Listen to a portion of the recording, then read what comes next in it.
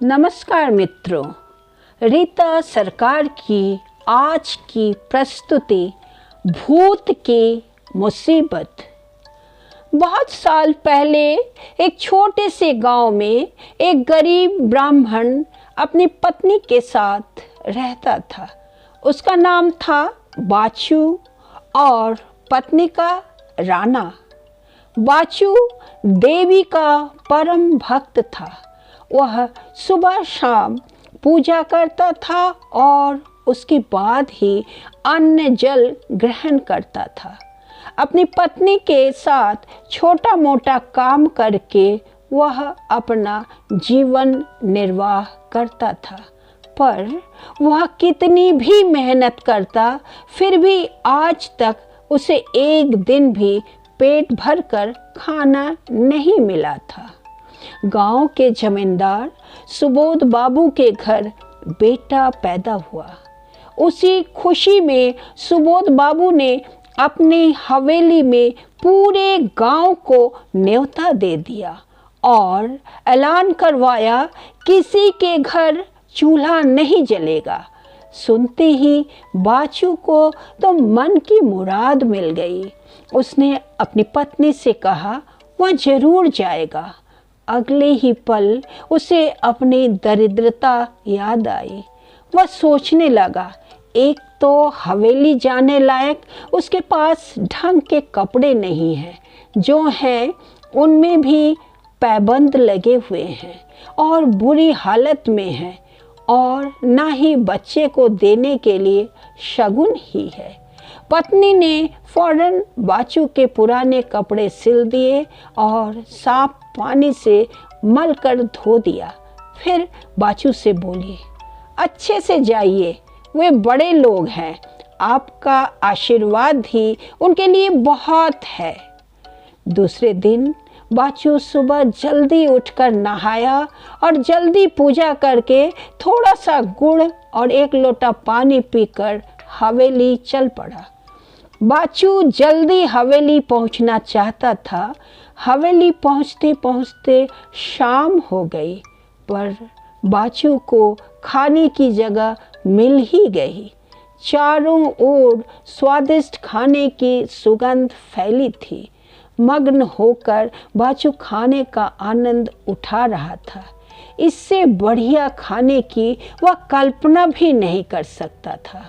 एक दही की हांडी उसके सर के ऊपर लटकी हुई थी। आते जाते किसी का सर हांडी से टकराया और हांडी अचानक टूटकर बाचू के पत्तल पर गिरी। सारा खाना खराब हो गया। हाथ धोकर दुखी मन से पत्तल उठाकर वह चल पड़ा। बाचू मरा मरा सा जा रहा था। रास्ते में सुबोध बाबू ने पूछा, बाचू महाशय, खाना ठीक से खाया ना? बाचू ने आज का वाकया और अपनी दरिद्रता की पूरी बात बता दी, जिसे सुनकर सुबोध बाबू बहुत दुखी हुए। उन्होंने बाचू से रात को रुकने का अनुरोध किया और कहा कि कल वह अपनी निगरानी में खाना बनवाएंगे, उसे खाए बिना वह ना जाए। रात भर बाचू यही सोचता रहा कि सुबह एक बार फिर खूब स्वादिष्ट खाना खाने को मिलेगा। कुछ भी हो जाए, इस बार तो पूरा पेट भर कर खाना खाऊंगा। यही सोचते हुए सुबह और जल्दी उठा। नहाकर नए कपड़े पहने पूजा अर्चना करने के बाद खाने के लिए तैयार हो गया। थोड़ी देर में सुबोध बाबू की देखरेख में तैयार खाना बाचू को परोसा गया। बाचू अपने आप को सौभाग्यशाली महसूस कर रहा था। आज वह खास मेहमान है। इतना खाना सिर्फ उसके लिए ही बना है। वह खूब चाव से खाना खा रहा था। पहली बार पेट तो भर गया, पर मन नहीं भरा था। खाना और बातें चल रही थी। हवेली के बाहर पीपल के पेड़ पर एक पीला भूत अपनी पत्नी व बेटे के साथ रहता था। भूत बड़ा शैतान था। उसने बाचू को इतनी देर से खाना खाते देखा तो उसे शरारत सूझी। उसने झट से खुद को एक छोटा सा मेंढक बनाया और पत्तल में रखे हुए भात में कूद पड़ा।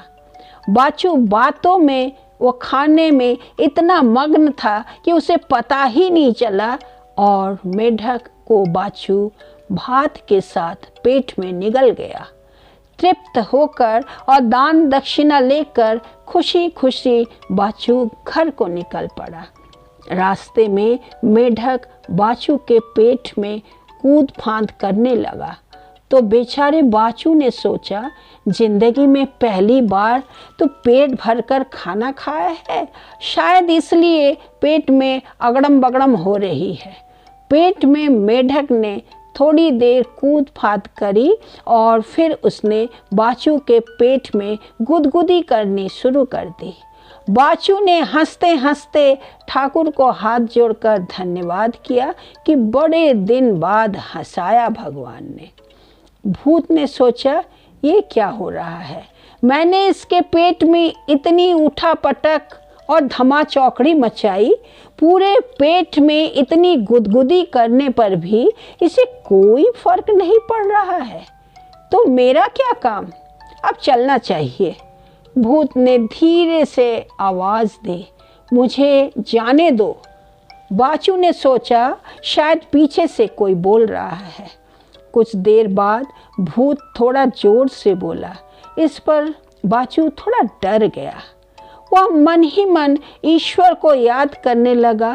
इस पर भूत जोर से बोला, भैया मैं आपके पेट में हूँ, गलती से चला गया हूँ, अब बाहर आना चाहता हूँ। अब तो बाचू की सांस रुकने लगी। वह घबराकर भागने लगा। इससे पेट में भूत की भी सांस फूलने लगी। थोड़ी देर बाद बाचू कुछ सामान्य हुआ तो उसे उस भूत पर बड़ा गुस्सा आया। वह गुस्से में बड़बड़ाया, तुम पेट से परेशान हो रहे हो तो मेरी बला से। जल्दी से घर पहुंचकर उसने अपनी पत्नी को बुलाया और कहा, मेरा हुक्का खूब गर्म करके लाओ। देखते ही देखते गर्म हुक्का आ गया तो बाचू ने हुक्के को खूब जोर से गुड़गुड़ाया। 2-3 गुड़गुड़ाहट के बाद धुआं भूत की आंख नाक में घुस गया। पेट में भूत खांसते खांसते और आंखें पोंछते पूछते बुरा हाल हो गया। अब भूत अपनी शरारत पर पछता रहा था। वहाँ जब काफ़ी देर हो गई और भूत वापस नहीं आया तो उसकी पत्नी और बेटा परेशान हो गए। भूतनी ने जल्दी से एक सुंदरी का रूप बनाया और जा पहुंची बाचू के घर। हाथ जोड़कर पति की गलती की माफ़ी मांगते हुए आज़ादी की गुहार लगाई। उसे देखते ही बाचू का गुस्सा 7वें आसमान पर पहुंच गया। उसने पास में पड़ा डंडा जोर से जमीन पर पटका और उसकी तरफ दौड़ा और चिल्लाया, उस समय कहाँ थी जब तुम्हारा पति मेरे पेट में गया था?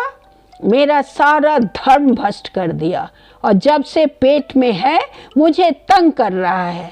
मैंने तो डंडा रखा है तुम्हारे पति के लिए।